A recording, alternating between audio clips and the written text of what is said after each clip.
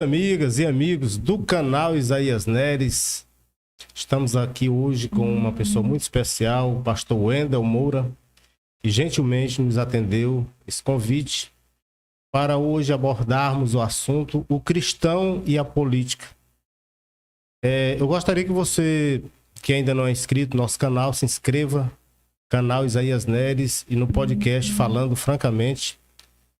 Deixe aí os seus comentários nesse vídeo de hoje.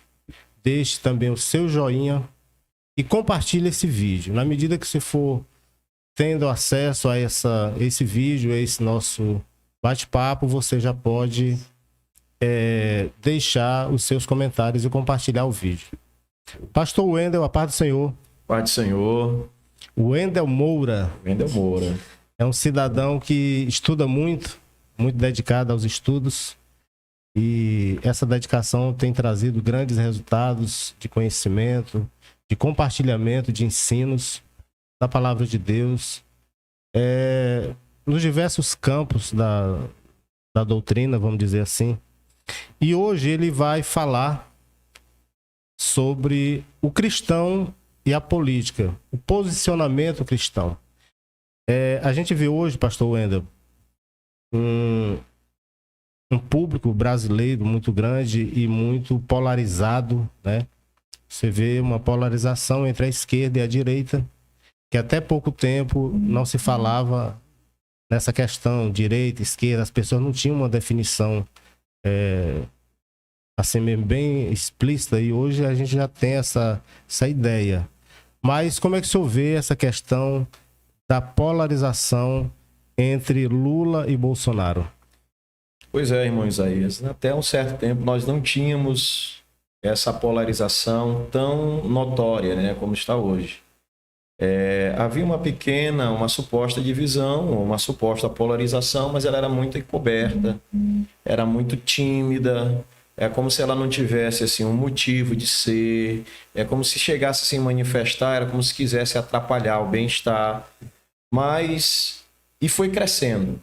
A verdade é que isso foi crescendo com a conscientização, com mais esclarecimento, com o advindo da internet, que também deve-se a ela, né? Contar pontos ao advindo da internet, ao crescimento das redes sociais, as informações começaram a chegar, porque a informação era monopolizada.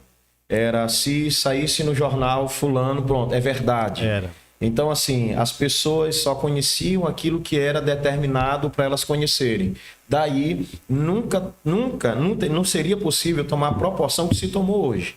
Não é que o povo não tinha consciência que tem para se posicionar como está se posicionando. As informações é que não chegavam como deveriam chegar, com a fluidez, o conteúdo que chega hoje.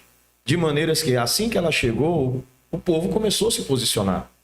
O povo começa a mostrar o que realmente quer diante do que ela está vendo. Porque sempre nos posicionamos diante daquilo que vimos, mas o que víamos não era claramente algo que nos instigava a posicionar. Criticávamos corrupção, sempre reprovamos, era aquilo que mostrava, mas a gente era consciente de uma coisa: isso é assim mesmo e nunca vai mudar. Essa era a nossa consciência. A gente falava, reclamava, político corrupto. Só que aí vem, volto a dizer, a internet, as redes sociais. Muito rápida. Muito rápida, informação muito rápido. Por isso é importantíssimo demais a liberdade de expressão, a liberdade de informação. A internet, ela não pode ser regulada. A internet, ela precisa estar livre. Você que está nos ouvindo, a internet foi um instrumento libertador. A internet foi um grande instrumento, principalmente para um país democrático de direito como o Brasil. A internet foi, assim, a mão na luva, a mão na roda, para trazer luz ao posicionamento crítico. E diga-se de passagem, posicionamentos críticos muito inteligentes que nós temos visto nesses dias. Em relação aí a Lula e Bolsonaro, na realidade eles são ícones. Não é bem pessoas, eles são icônicos diante do cenário que está. Eles têm representatividades de ideia. Dizer assim, posicionar Lula ou Bolsonaro, você está indo muita pessoa. A questão é o que nós estamos vendo diante das informações que nós temos. O Brasil é um país conservador, é um país família, é um país pró-vida na sua grande maioria. Então é muito fácil entender o posicionamento da maioria, porque a maioria se posiciona hoje apoiando o atual presidente, o Bolsonaro, Jair Messias Bolsonaro. Hoje é muito fácil, justamente por causa da sua inclinação. A esquerda sabe disso, que hoje é representada no Lula, com todos os ideais que vão contra os fundamentos conservadores da família, do bem-estar social, certo? Então, assim, na realidade, a polarização está icônico neles dois, mas são ideias.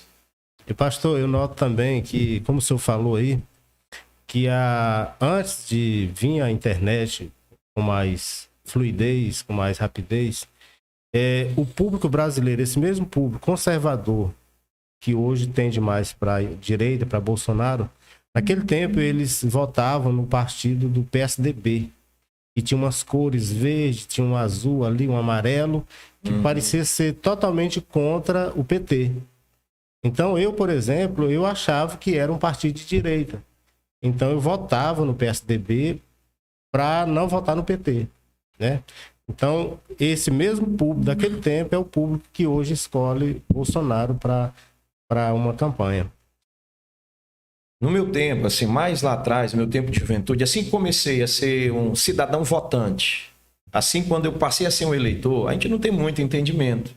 Eu volto a dizer assim, aos jovens que estão hoje dentro dessa era, eles têm assim um privilégio. As informações estão aí.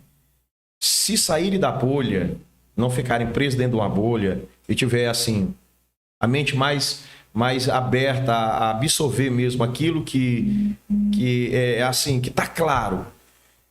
Tem o privilégio que nós lá atrás, no meu tempo, assim que comecei a ser um eleitor, nós não tínhamos. Como eu disse, nós tínhamos as informações que alguém ditava para nós termos. Você só pode saber isso aqui. Então, assim, como era a minha orientação lá atrás, né? Assim, no começo, não tínhamos as informações que tínhamos, mas eu sempre tive referência em casa. Meu pai sempre foi um patriota. E isso ele sempre olhou o período militar não como ditadura, mas como governo.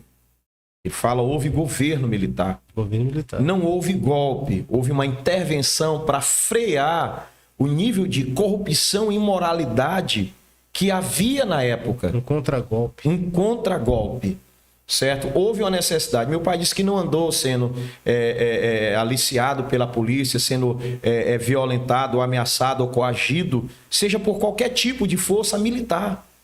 Meu pai disse que havia tranquilidade mais do que na época, hoje vivemos. E ele sempre falou nesses termos. Eu aprendi a olhar sobre a ótica da ordem e da decência para escolher o meu posicionamento político como eleitor. Hoje, e também olhava pela questão evangélica. Nasci no evangelho. E a máxima de que a gente vota em crente, votar em irmão, sempre andou no nosso meio. E foi um vetor direcional. Tanto votei no Garotinho, porque se manifestava como evangélico. Votei na Marina, por incrível que pareça, não havia distinção como há hoje. Era muito sutil os entendimentos. Velado, né? Velado demais. E ela se dizia evangélica. Certo? A ficha caiu quando aquele posicionamento que ela precisou se mostrar em relação às drogas e não a questão identidade de gênero, quanto à questão das famílias, principalmente a família do século XXI. Quando ela se mostrou maleável, não se posicionou, eu digo, não, eu já sei que realmente há vários tipos de evangélicos mesmo. E às vezes, quando ela queria se sair bem, ela aplicava a questão do plebiscito, né? Ela falava em plebiscito para ela não ficar de frente com a impopularidade. Não tomava um posicionamento firme, claro, né? Então, assim, daquela época para cá, as coisas mudaram. As coisas mudaram. Aí volta mais uma vez, não quero ser assim tão repetitivo, mas celebrar o advindo da internet, que tem sido um instrumento esclarecedor, certo? Para quem quiser ter conhecimento. Trago no meu vídeo agora que eu postei, porque sendo pastor, manifestei apoio a candidato nessas eleições. Eu não é simplesmente por uma paixão política.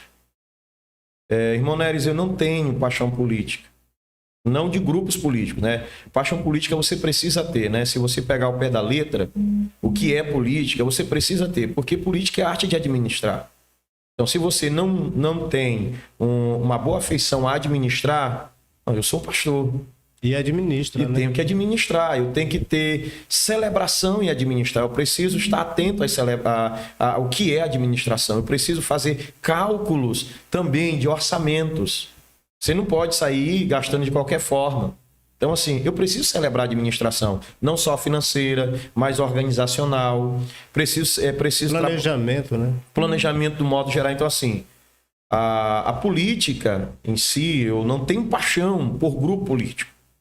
Volto a dizer, hoje, Lula e Bolsonaro são mais ícones. Eles são ícones de ideias. Por mais que a gente veja hoje, por exemplo, por campanha, o Lula pode mudar o discurso se quiser. Mas, assim, o discurso que nós temos dele, desde tempos, a gente conhece, certo? E aí o Bolsonaro, o discurso dele de 28 anos a de 28 anos permanece. Coerência, né? Nunca houve uma alteração. Discurso, os projetos, ideais. Daí vem a identificação. É muito fácil. Não é vantagens políticas, porque assim, o que será que hoje faz as pessoas apoiarem grupos políticos? É ideologias? Ou é facilidades? Ou é facilitações? Pessoais, né?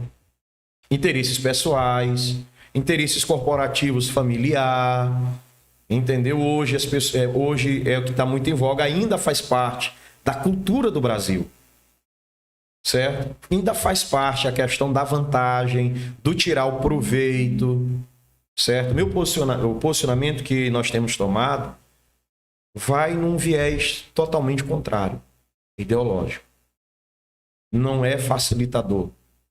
É o bem que a gente entende para a nação brasileira. E, pastor, a nível de Brasil, nós vemos assim uma preocupação das autoridades eclesiásticas com relação ao cristão e à política, que antigamente não via com tanta ênfase, né? A gente não via essa preocupação. E o porquê dessa preocupação atual? Irmão Neres, olha, assim, a gente ficou um tempo, eu tenho aí 17 anos de ministério, cresci nesse ambiente, não que seja filho de pastor, mas uma família envolvida com liderança, sempre pastores lá por casa. Assim, a gente cresceu ouvindo que pastor não era para se envolver em política. De certa forma, eu tenho esse pensamento. Volto a lhe dizer, eu não tenho paixão por grupo político, embora que eu celebre a política. Mas, em que sentido? Hoje o meu entendimento ele permanece quase que do mesmo jeito, com algumas alterações. O que eu não vejo bom um pastor participar de política? Ele trocar o ministério eclesiástico por um ministério secular. Eu não rebaixaria a minha patente. Eu sou um autêntico representante do reino. Eu sou um embaixador do reino de Cristo. Aí seria despromovido. Seria justo, abrindo mão desse tão importante representatividade para representar a política secular, a política terrena. Tão passageira, né? E passageira. Pois bem, só que a gente cresceu dentro desse ambiente. Mas esse envolver, a gente estava vinculando a candidatura, que é a questão da candidatura. Eu tenho esse pensamento, porém, não é um crime, nem é um pecado. É um entendimento de valor. Eu valorizo mais o ministério eclesiástico do que qualquer outra função. Certo? Qualquer outra função. O ministério eclesiástico está em primeiro lugar. Eu não abriria mão do ministério pastoral. Que já fui até perguntado se eu teria pretensões políticas. Eu tenho agora aqui esse vídeo, eu tenho outros, eu tenho minhas falas na igreja. Eu não tenho pretensões.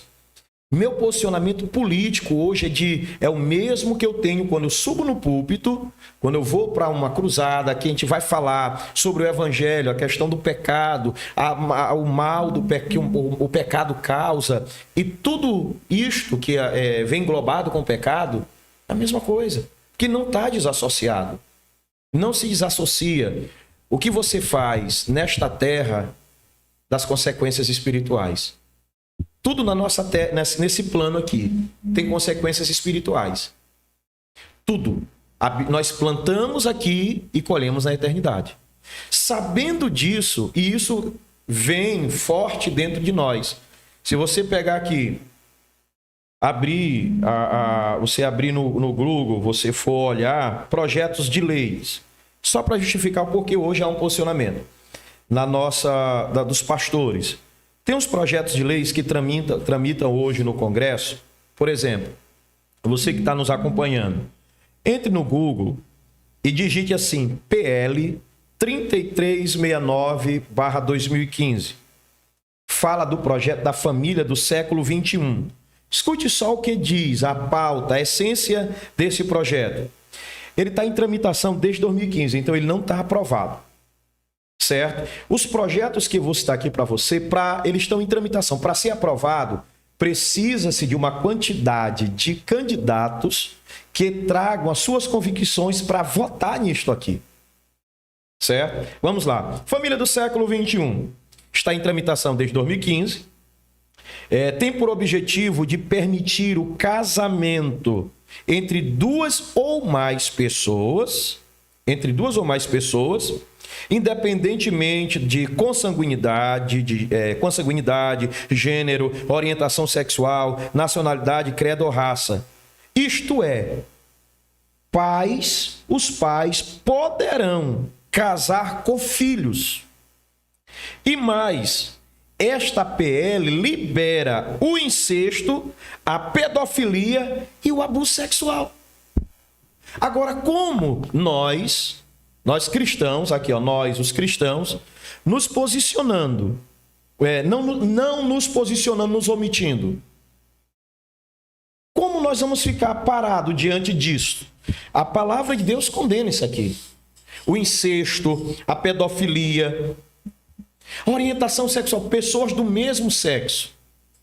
Não é difícil. Romanos, capítulo 1. Olha aí, pessoal, olha aí os fundamentos bíblicos, né, pastor? Isso, a altura do versículo 18.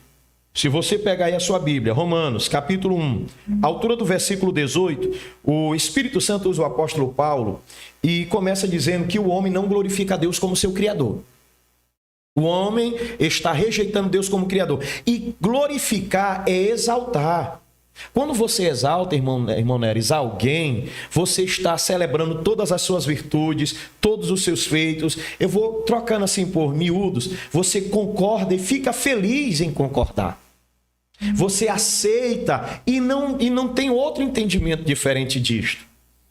E o Espírito de Deus fala por intermédio do apóstolo Paulo que o homem não glorifica a Deus como seu Criador. Lá em Romanos, capítulo de número 1, a altura do versículo 18. Eu vou ler aqui para você um trecho que diz aqui da palavra de Deus. Olha só o que diz aqui, deixa eu ler aqui para você.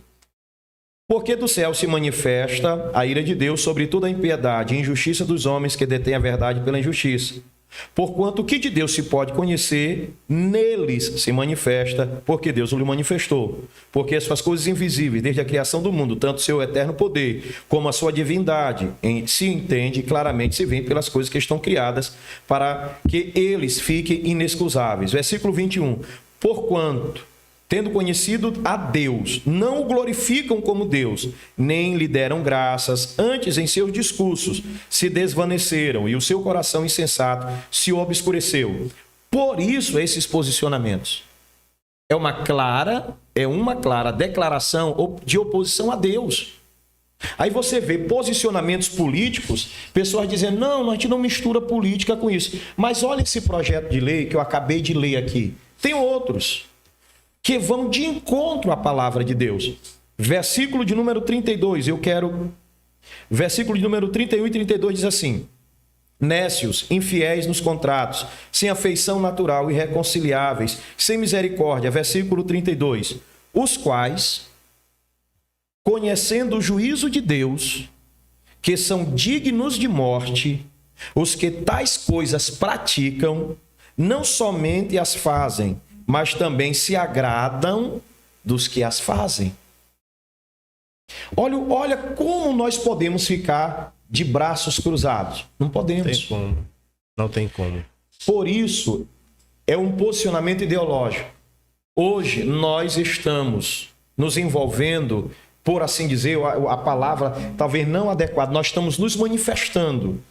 Essa é a palavra. Não é não é outra coisa, não é envolvendo, é manifestando. Hoje nós estamos hoje nós estamos procurando mostrar o que parecia estar assim meio nebuloso ou até oculto. Meus queridos irmãos que estão nos ouvindo, nos assistindo aqui neste momento, nesta manhã e depois em outro momento que você esteja assistindo. A palavra de Deus nos orienta claramente que nós não podemos ficar de braços cruzados. Pastor, interrompendo um pouco, vou fazer uma pergunta muito direta. Seria pecado o cristão votar no candidato Lula? Deixa eu lhe responder, deixa eu construir, porque assim, o sim ou não fica muito vago. Certo? O sim ou não fica muito vago. Seria pecado votar no candidato Lula? Volto a lhe dizer, eles são ícones. Esses candidatos são icônicos. Então, assim, eu não vou me direcionar à pessoa, porque seria pessoal. Tornaria uma coisa como se eu tivesse algo contra ele. A pessoa dele. E não é isso. Nós vamos falar sobre o que ele representa. É o ícone que ele é, que ele sempre foi. Não é que ele passou a ser agora, ele sempre foi. Mas como volto a dizer, lá atrás a gente só tinha as verdades que eles queriam que a gente visse. Hoje não. Então assim, pelo ícone que ele é, o que ele representa, vamos lá. Aborto. Seria pecado, é pecado um cristão votar no Lula? Então assim, eu caminho pelo o não pessoal. Eu vou falar do que ele representa. A palavra de Deus reprova sacrifício e infanticídio, sacrifício de bebês, assassinato. A palavra de Deus fala sobre isso. O Lula é pró-aborto. Talvez agora, não sei se agora devido como tem interesse várias... Repercussão também negativa. Pois é, repercutiu negativamente no meio evangélico e católico. Talvez ele agora dê um discurso porque ele não tem compromisso em manifestar. Se tivesse lá atrás, quando era lá atrás, ele poderia fazer e não fez. Então assim, aborto. A palavra de Deus condena sobre o aborto. É um sacrifício de criança. Então, ele representa isso. Ele é pró-aborto. Liberação das drogas. Irmão Isaías, você sabe qual é o prejuízo das drogas numa família? Eu sou pastor. Eu já acompanhei, eu já aconselhei e dei acompanhamento espiritual a várias famílias. Mais de uma família com dependentes químicos. É um sofrimento da família toda, né? É uma angústia. É doloroso você receber no gabinete uma mãe angustiada, desesperada, chorando, porque ela recorda toda a trajetória do seu filho, desde a sua gestação. Aquela pessoa que está escrava nas drogas, a mãe sofre, porque toda a afeição que ela tem foi gerada dentro dela. O processo, viu a sua criança nascer, os seus sonhos para ele, tudo sendo jogado por água abaixo. É uma dor. É um sofrimento. Só quem tem na família alguém que é usuário de drogas sabe essa dor. E quem trabalha ajudando essas famílias sabe. Aí vem, não, é porque a liberação das drogas vai melhorar em quê? Nós estamos falando do efeito das drogas, na vida da pessoa. Não é simplesmente descriminalizar. Porque o descriminalizar não vai acabar com o vício. irmão Isaías? O descriminalizar não vai acabar com a alucinação, os prejuízos morais, psicológicos que a droga traz. Não vai acabar com a liberação. Pelo contrário, imagine se com a proibição nós temos um universo de pessoas que se aglomeram para usar e geram as cracolândias, famílias sofrendo, porque não é que elas não estão ali sofrendo porque não tem a droga. Elas não estão naquele estado de vida porque elas não têm fácil acesso às drogas. Elas estão ali escravas de vida porque elas têm acesso às drogas. Elas roubam alguma coisa em casa e fazem outras coisas. É por isso, porque não. Veja o efeito da droga na vida da pessoa. Então, como eu posso me posicionar ou dizer assim, que não tem nenhum prejuízo espiritual, se é pecado ou não, caminhando no pecado ou não, se não tem prejuízo ou não espiritual, se eu sei as consequências das drogas na vida de uma pessoa e na família dela? Mas o senhor tem fundamento bíblico para essa questão das drogas? A Bíblia fala sobre não nos embriagar com vinho, onde há contenda. A Bíblia fala sobre o vício. Condenável isso. A Bíblia nos orienta a não entrar no vício. Então, assim, não só por isso, e também por isso, é claro, só que veja os prejuízos. Porque tem a questão não, só um pouquinho, mas a Bíblia diz que um abismo chama outro abismo. Certo? O perigo das drogas é que você não para só na maconha, por exemplo. Maconha. Você não para só numa primeira vez, num só momento. Um abismo chama outro abismo. Você não para, que dali vira uma bola de neve. Certo? Outra, pedofilia. Será que não tem prejuízo espiritual? Pense bem. Apoiar qualquer projeto de pedofilia, sendo que o homem, para casar, ele já tem que ter uma idade madura. Botar crianças serem violentadas. E o Senhor Deus reprova isso. Deixa eu avançar aqui a outra, a ideologia de gênero.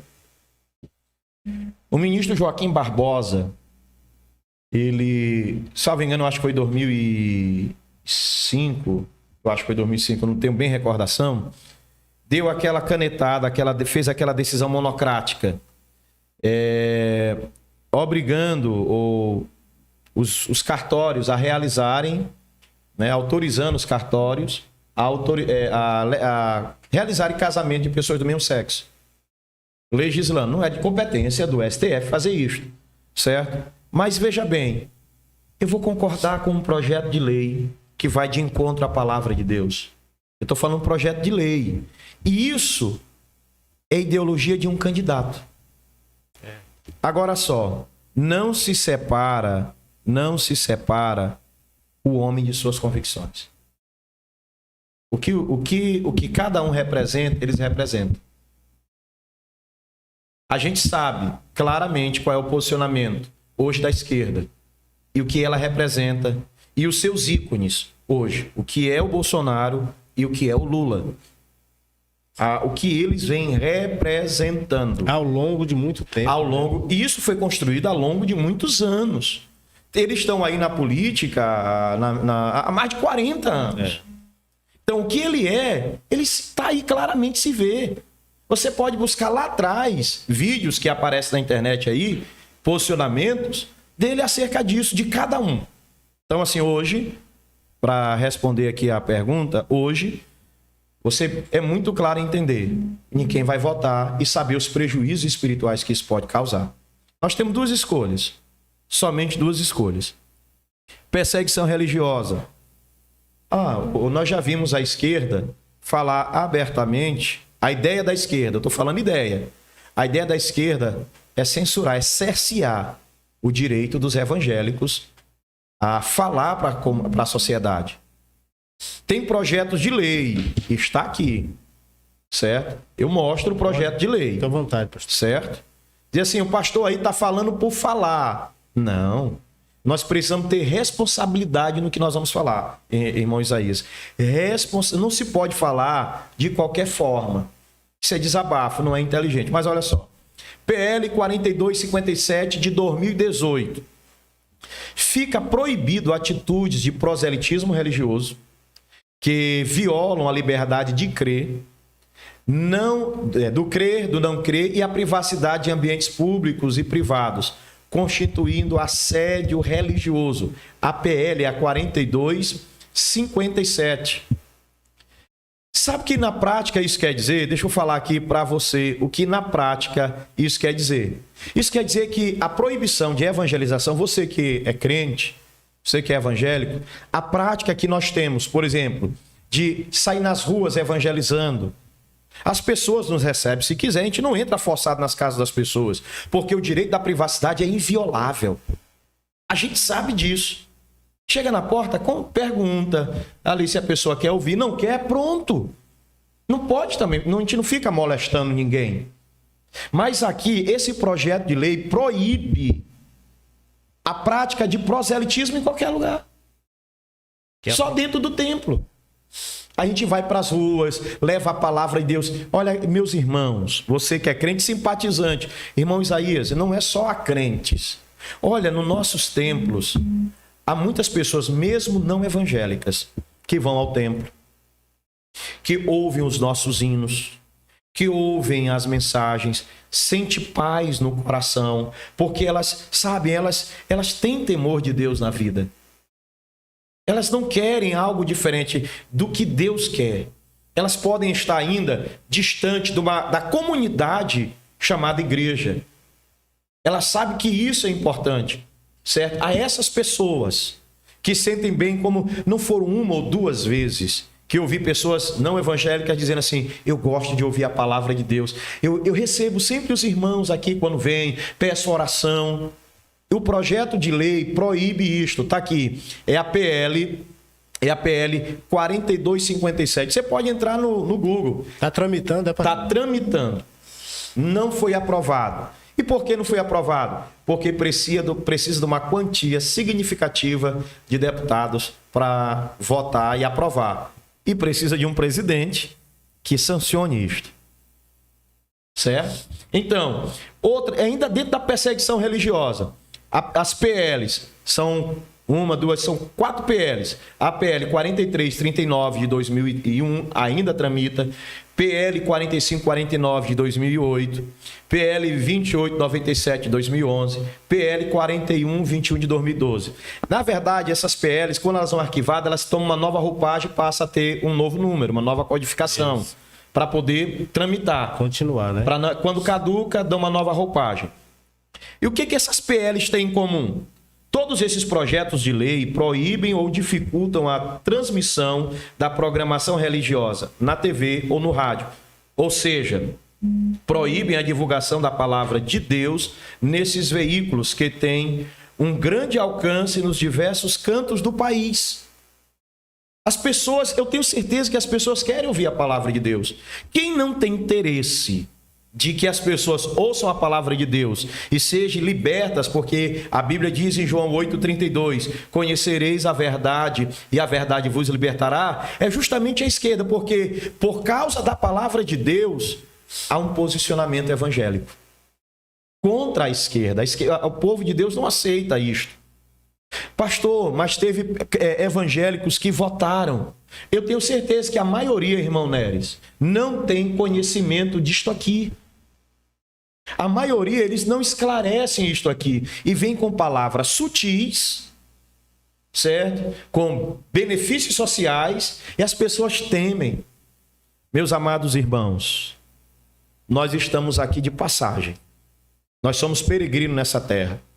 E durante a nossa peregrinação, vamos dar um apoio a esse povo aqui desta terra. Viu? Vamos apoiar, vamos ajudar. Muito bem. E pastor Wendel, essa posição é apenas da CEADEMA ou é a nível nacional? Bom, a CEADEMA se posicionou agora. Nós temos uma nota. Posso ler a nota aqui? Pode. Eu vou ler aqui a nota para vocês. Já é oficial Eu louvo a Deus pelo posicionamento da nossa convenção. Eu quero aqui parabenizar o meu pastor presidente, pastor Francisco Raposo Soares Filho. Homem de Deus, que eu tenho muita admiração mesmo pelo pastor Raposo. Homem de Deus. E se posicionou, a convenção está posicionada quanto a isto. Eu quero ler aqui só. Pronto. Está posicionada quanto a isso. Diz assim a nossa nota. O presidente e os ministros do Evangelho da Convenção Estadual das Igrejas Evangélicas Assembleia de Deus no Maranhão, CEADEMA, no uso de suas atribuições legais e estatutárias, vem declarar apoio institucional à reeleição do candidato Jair Bolsonaro à presidência da República do Brasil. Nesse contexto eleitoral, entende-se que os ideais defendidos pelo candidato à presidência Jair Bolsonaro dialogam com os princípios e os valores defendidos pela Igreja de Cristo Jesus, a saber, posicionamento contrário, o posicionamento do Bolsonaro, posicionamento contrário à legalização do aborto, posicionamento contrário à liberação das drogas ilícitas, posicionamento contrário à implantação da ideologia de gênero nas escolas, é a favor da família tradicional pautada pela Bíblia Sagrada, a favor da liberdade econômica, a favor da propriedade privada, a favor do desenvolvimento social.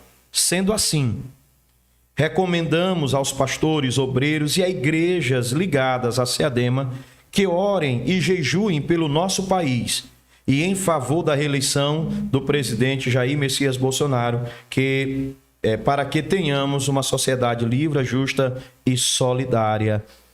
São Luís, 9 de outubro de 2022. Então, assim... De ontem, né? Está pautado. Entendam bem, as pautas estão claras. Queridos, a importância de nós nos posicionarmos. Todos esses projetos, todo o ambiente político se tornar desfavorável, se o ambiente político se tornar desfavorável, nós teremos dificuldade até nas nossas tarefas. Irmão Neres, o Maranhão, o Brasil é um celeiro de missões. O Brasil é um celeiro de missões, um celeiro de missionários. O Brasil, a igreja brasileira, é uma igreja essencialmente missionária. Ela tem missionários espalhados nos 4 cantos desta terra. Nos países fechados para o evangelho, nós temos missionários. E detalhe, o senhor sabe o que é? É que esses missionários precisam ser mantidos. E essa manutenção parte da igreja livre. O que é uma igreja livre? É a igreja que está nos países democráticos, onde a gente pode fazer grandes eventos. Podemos fazer grandes campanhas para arrecadação. E o Nordeste, no Brasil, a igreja nordestina é uma igreja pujante. Nós temos um projeto chamado Nordeste para Cristo. É um projeto de evangelização que abrange os 9 estados da nossa região. Bem verdade que é muito forte ainda algumas práticas do ceticismo, porém, e do sincretismo religioso. Porém, o nosso Nordeste é pujante no evangelho. Nós somos referência de evangelismo para o Brasil. Graças E a nossa região está despertando. O Senhor Deus está olhando com carinho para a nossa região. Muito bem. Já estamos aqui chegando para o final da nossa entrevista, nosso bate-papo aqui, esclarecedor. Pastor Wendel, hoje na Praça da Prefeitura vai ter um culto, encerramento do Aviva Buriticupu, né? Vai ter alguma novidade relacionada a transmissão dessa informação, do posicionamento da CEADEMA? Eu não conversei com o pastor Elidônio quanto a essa parte, mas hoje é o encerramento do nosso Aviva Buriticupu. Pastor Elidônio, nosso presidente aqui do campo. Só aproveita e já convida, né, a população. Isso. Nosso presidente aqui tem se posicionado de uma forma muito firme, plausível. Realmente. Muito plausível. Volto a lhe dizer, não é questão homem, não é Bolsonaro. Não é o homem em si, é a ideia. O esclarecimento dos pastores não é o homem, é o que ele está representando. Não é o Lula que nós não estamos rejeitando. A questão é o posicionamento que ele representa. E o nosso presidente, pastor Elidônio Carvalho, tem se posicionado muito claramente. E olha que até num ambiente difícil, mas com firmeza, Deus tem enchido o coração do nosso pastor presidente, pastor Elidônio Carvalho, de ousadia. Eu não sei o que isso pode repercutir, mas eu sei de uma coisa. Meu pastor Elidônio Carvalho tem coragem de levar até o fim para que a justiça e a integridade do evangelho se mantenha intocável. Porque assim, ainda que nos arraste para as prisões, ainda que nos caluniem, nos difamem, mas que seja como cristão que queremos padecer. Graças a Deus vejo isso no meu pastor. Eu tenho a grata satisfação de estar auxiliando ele, né?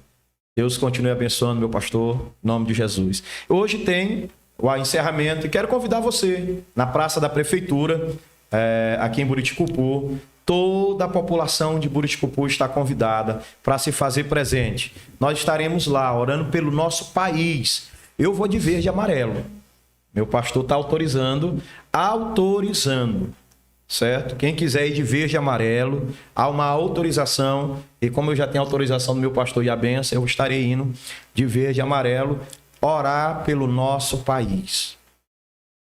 Queridos, a gente está se expondo, a gente está saindo, a gente poderia ficar confortável, sabe? A gente poderia ficar ali quietinho e passar desapercebido e ninguém mexer com a gente.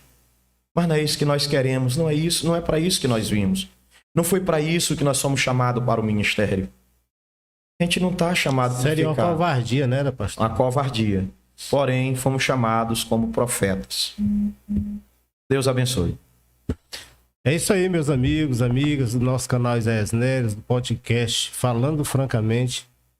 Tivemos aí a grata honra de receber aqui nos nossos estúdios o pastor Wendel Moura, que esclareceu de uma forma muito profunda, muito eficaz, essa situação que vive o Brasil, a política e o cristão. Deixa aí o seu joinha, compartilha esse vídeo, deixe seus comentários. Se você ainda não é inscrito no canal, se inscreva, dê essa moralzinha aí para nós, tá bom? Deus abençoe. Só falando aqui do nosso canal, Firmes e Edificados, certo? Você pode procurar aí. Vamos deixar o link do seu canal aqui, certo? Nesse aqui, nas descrições, tá bom, pastor? Obrigado, Deus abençoe. Obrigado. Prazer.